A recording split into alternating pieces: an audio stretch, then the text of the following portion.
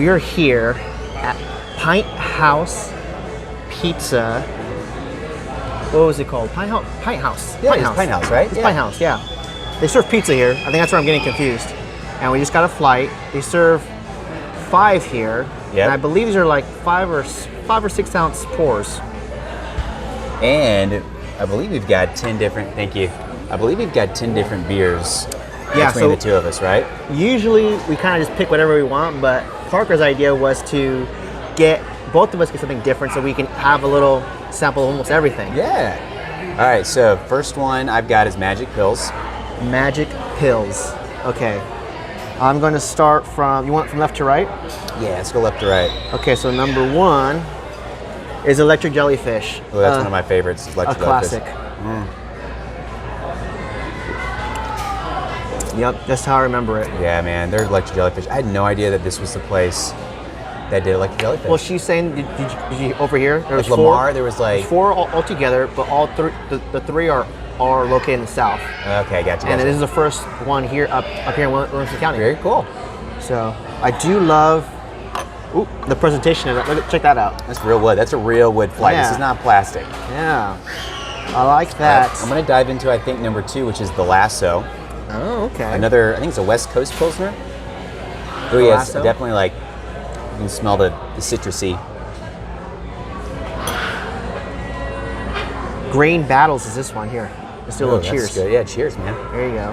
This is fun. This is the best work event ever. Early start to the weekend, huh? Mm-hmm. Oh, that's great. That one tastes like Electric Jellyfish too. Is that the green? This is Green Battles. Okay. It's not too far off taste-wise. So now I'm going to go to Hidden Habits. This is a Hefeweizen. Did you just remember that from what we just ordered? Yeah. Really? Yeah. Good Lord. Hefeweizens have got like the good banana note to it. I saw a lot of fruit notes on the description up there.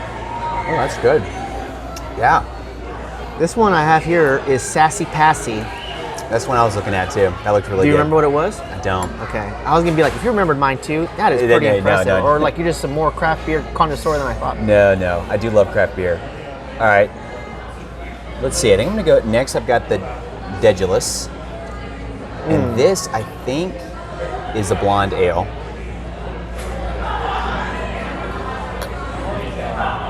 It's a Belgian blonde. That's what it is. Yeah, that's very good. So far, all these I feel like are IPA. They definitely I think you got an IPA. I did more like the German flight. Okay, I got that. Cause that was your categories, the Hefeweizen German stuff. Yeah, I wanted the Pilsner. So I go for like Pilsner's gonna be like super clean, and then we're getting hazy and dirty. Now this is like I broke. So this is the pack mentality, and this is I think is an IPA. Oh, that's like this. What are you gonna say? Yeah, it's definitely an IPA. Yeah. This is the Old Beluga. Okay, Pinthouse. Okay. Color wise, this is probably like more like a. You said Pilsner or like a Hefeweizen? No, that's like so that's more of an ale, like a brown ale. Yeah. This one's nice because it's different. It's saying the taste buds differently than the rest of these. Yeah, because you got electric. Electric's going to be I think a double IPA. All right, that's pretty good. Training Vines. So these two are my favorite. Training Vines and Old Beluga. I'm gonna work my way this way because this tastes. I like the way that tastes kind of going up. All right, let's see if I had to rank. Magic Pills is really good. Are you gonna? What's gonna be your process? Are you gonna drink 2 or 3 and then eat, or are you gonna do like a mixture of the two? I'm probably just gonna go straight through with the drinking just to make sure I don't. Just to get through it, right? Yeah, I don't want to mess up my palate here. Okay, that's out of these two. I think I prefer the Lasso. Where's my? I need a pen or pencil. It's fine. I'll remember. Your phone? Oh, okay. All right. You can take a picture after too. So I got Lasso. Okay. Now let me compare. Damn, it's really good. So when you're drinking a flight, do you kind of just sample from each of them the whole time, or do you kind of work your way down? So it's funny. I kind of do exactly what I'm doing now. Okay. Because then I get to pick out which is my favorite, and then I'll drink the entire my favorite, and then kind of okay. Oh man. I think Lasso's number one for me. Lasso's okay. number one. Hidden Habits number two. Magic Pills number three. Daedalus four. Pack Mentality five. Pack Mentality, I'm just not a huge IPA guy because they can get really syrupy. Like this actually, it's delicious, but this is like, I couldn't drink more. I haven't heard the word syrupy kind of to describe an IPA. Well, you know, like, or hops. What do you mean? Because IPA's got a ton of sugar in it, and that's also kind of makes it like the flavor so robust, but also because it makes it sweeter.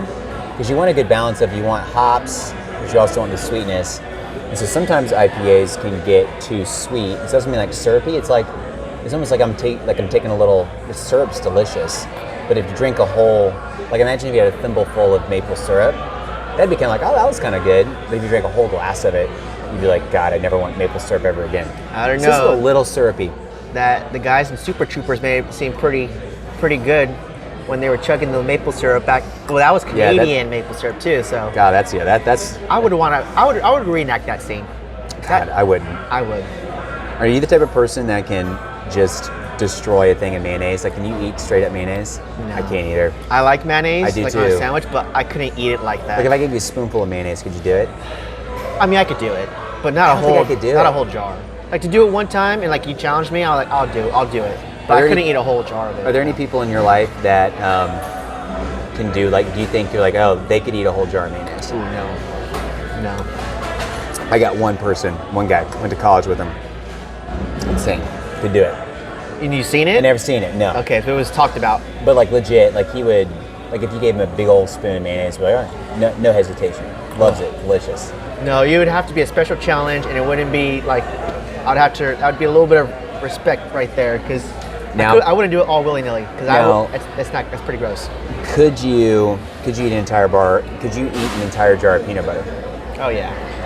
See, I would get about halfway, I think. Could I have just spoonfuls, or can I eat it with the fruit, like apple? It's got to be a spoon, and no water or milk breaks until you're through the entire jar. We're not doing like Costco-sized jar. We're talking like this is a normal jar of like Peter Pan peanut butter. Is that even possible?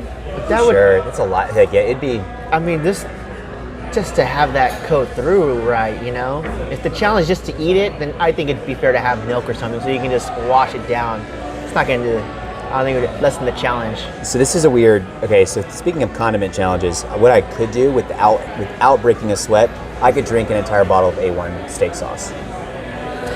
Do you have that with your steak normally? Love A1. Now, if it's a really good steak, like well-aged beef, if I'm going out and I'm spending like $50, $60 on a steak, I'm just salt, pepper, a little bit of butter, medium rare. But no, if I'm going like Applebee's and getting like the Bourbon Street steak, you know what I mean? It's just like, oh yeah, I'm covering that stuff with A1. Love A1. So I grew up in Georgia where they had Waffle House. And Waffle House serves more T-bones than any other, but they're like not good. I didn't know that. Oh yeah, they're delicious though. They're delicious because they're not good. Yeah, and I would just cover it with A1. Cover it. See, I was a big A1 guy, but now I'm more just simple's better, right? So salt and pepper, and then if anything, like garlic butter. Yes. Right? Yeah. But those are like more in the fancier places, right? Like if I went to like Applebee's or some place where it's like not their specialty, then yeah, I'd probably throw the A1. Especially if the taste wasn't there, I'd throw some A1. And that's like the whole point of a steak sauce, right? Like you want to, if the meat doesn't stand by itself, then.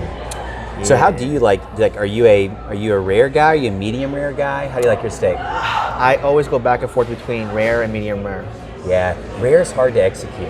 Yeah. Like sometimes I feel like if you order a steak medium rare, you get the rare that you wanted. And then sometimes if you order rare, it really is like you're like, I don't want it like ice cold in the middle. You know what I mean? And it's been quite some time since I've had like a properly cooked steak, like gone out to eat. But there's been very few times where I was disappointed where they didn't cook it correctly to like my satisfaction, you know.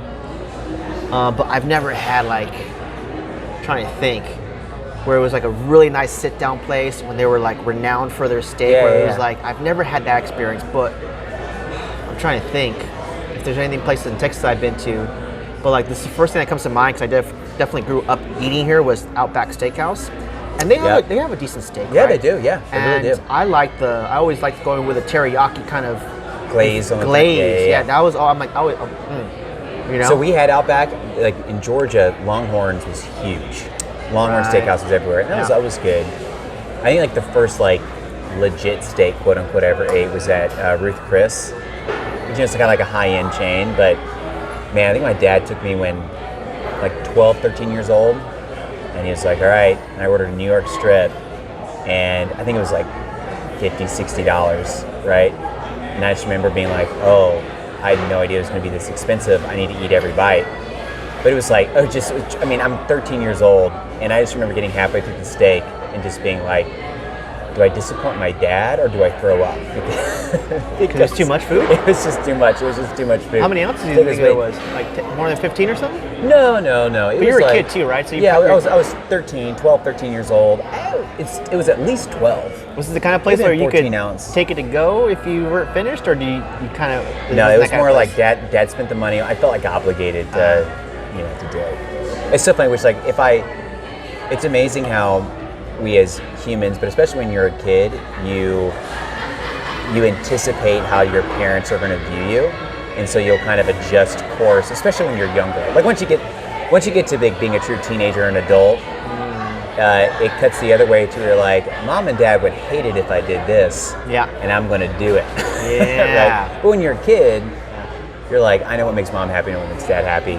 And so I could tell, like, oh, this is a big deal. Like, dad, like, I'm not a kid anymore. Like, he's taking me to a nice, place. So I finished it. Ate every bite. You said you were 12, 13? 12, 13. Yeah, it was somewhere around there. What? That's cool. That's why I like the Samsung Android phone, because it has that little feature. I mean, Android's almost certainly it's a superior operating system. It's superior, better technology. I am tempted because I have a MacBook. And the seamless of especially with the content stuff, with the cloud, but I just can't. I'm not there yet. Like I still like. If you're a gearhead, Android really is and you seem to be like a guy who like loves to tinker and figure stuff out. I like technology, and I like keeping up with it. And it's funny because my GoPro drone, the GoPro Karma, finally took a crap on me. No. After like maybe 7 years, it stopped working. Right. I do have like the GoPro Care Plus where I could get it replaced, but GoPro's notoriously bad for their customer service, like on the back end, right? Dang. So I'm gonna still keep it for memory's sake and just to have it because it is still look nice. Because one day I want to have all my your gear like displayed. Yeah. It's like the evolution of man, but gear. That brought me to do research, and I found the next drone I want, and I cannot wait to get it because it's DJI, which is the top leader when it comes to drones, recreational drones, and they have an FPV, first-person view drone. No way. Now, traditionally, you usually have your drone and you have like your screen that you're holding, right? Yeah. It's usually like a. So that's how it's been, right? With DJI, it's usually you're using your phone as a screen. Right. One thing I like about the GoPro Karma is that it came with its own screen, right? Anyways, these come with these badass goggles, right? And just by seeing the reviews on YouTube, I'm like, man, like these first-person view drones can go up. Its top speed is 87 miles an hour. But because it's first person, you can stop it on a dime. You can. Well, not all of them. This DJI version has that feature, but that's been a recent thing. Like that's not the standard by any means. What's the price for that? That one is $1,000. Woo, baby. That's actually pretty good for a drone, right? Because my Karma costs like around that, right? And because it comes with the badass goggles, the drone itself, and it comes with like a few extra little things, but that's actually a really decent price. I'm actually surprised by that. And I want it so bad. Yeah. I put it on my little my honey list to see if it'll drop price for the next. When I make a big purchase, I always kind of wait 30 days to see like, okay, do I really need it? And I put it on my drop list to see if it'll go down to save some cost. And but I definitely want it by the end of this year so I can. Because I'm thinking like actually tomorrow I'm going with a friend of mine. Like every Friday's kind of been a tradition where we either go preview homes or check out a builder and do stuff like that, right? But tomorrow, the objective is to actually, that's my homework after our meeting, is to hit up a couple of listing agents for my brokerage, be like, hey, can I do marketing for free on your home, right? And I'll give you credit and all that stuff, right? Because one thing I want to do now is, as far as video content, is pretty much be the spokesperson and do like a mini commercial for the home. Yeah. Right? Yeah. Where I'm in front of the camera, so she's gonna help me with that, right? And I'm gonna get all my equipment, record it. And I was thinking, like, with this, with any listing, right? If I can do, because the cool thing about this first-person view drone is that this, number one, the speed, right? And number two, you can actually like flip it upside down and get these really cool like corkscrew viewpoints from it, right? It has that capability. My drone before didn't do that. It was just like just hover. It would just be like that very cinematic, you know, just pointing down, right? But if you look at content, that view, that kind of journey, like where you almost feel like a roller coaster, that would be like, especially in the beginning, would be a good hook. And then you can get really good where I can like maybe capture the neighborhood and then kind of zoom, like kind of pan in to like the house, right? And then boom, there I am, like, all right, let's do a tour, like welcome to my crib, you know, that kind of like anything in that variation. So you know, like all the like the Bourne movies where you always have a topographical view of whatever country you're in, and then they'll do a digitally imposed like red outline. Yes. And then you'll have like a green dot, and it'll like zoom in, zoom in, zoom in, zoom in, and then you hear like the chatter. Right? Yeah, it's great. So like, you know, it's like, oh, this is the context. Like I know where I am. Right. Yeah, it'd be cool, especially in listings that are close to.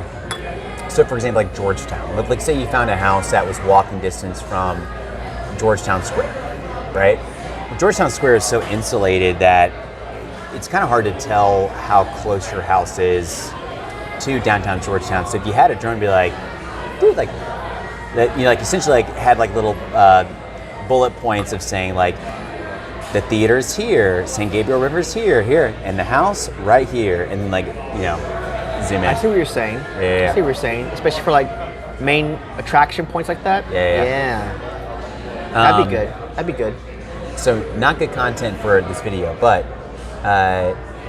so all the leads from the VA webinar.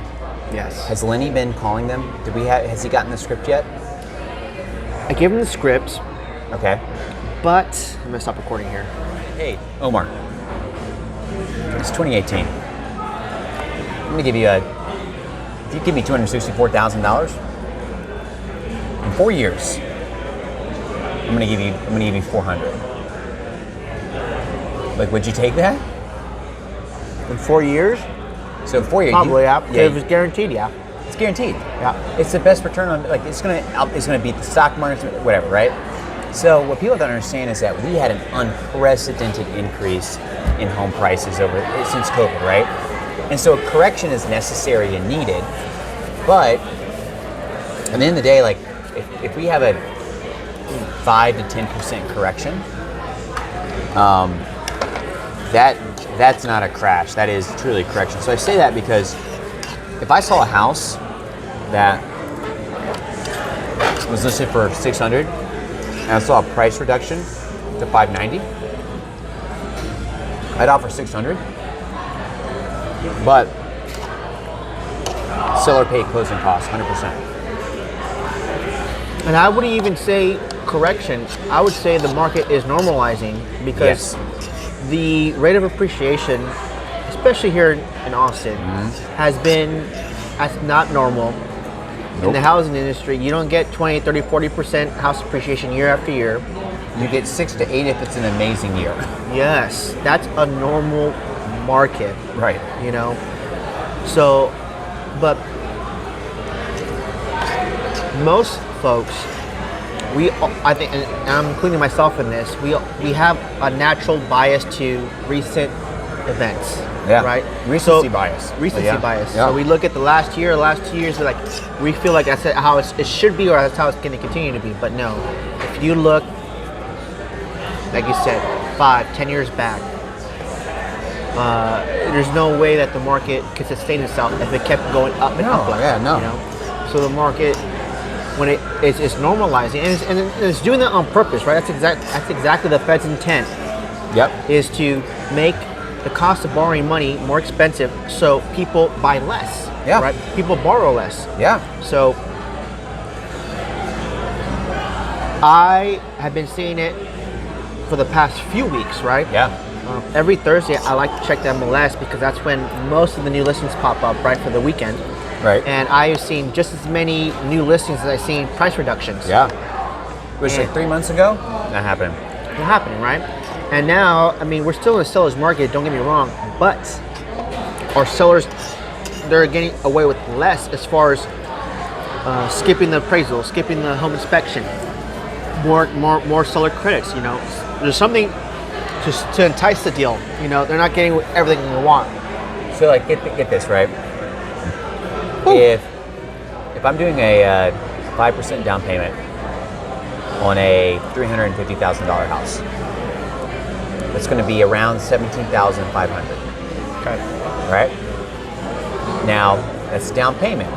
If I'm paying closing costs, I'm going to need to come up with close to like $29,000. And here's why: is I'm paying attorney fees, origination fees, but also it's always your escrow, it's your prepaids, your property taxes. You have to prepay up front. So let's just say that I see a $350,000 house and it has a price reduction of $300 to $340, right? And I say, hey, I'm going to offer you $350. I want you to cover all my closing costs. Okay. What that means is, one, my mortgage payment might be like $15 more a month. It's nothing. Just don't go to Starbucks once a month and you're fine, right?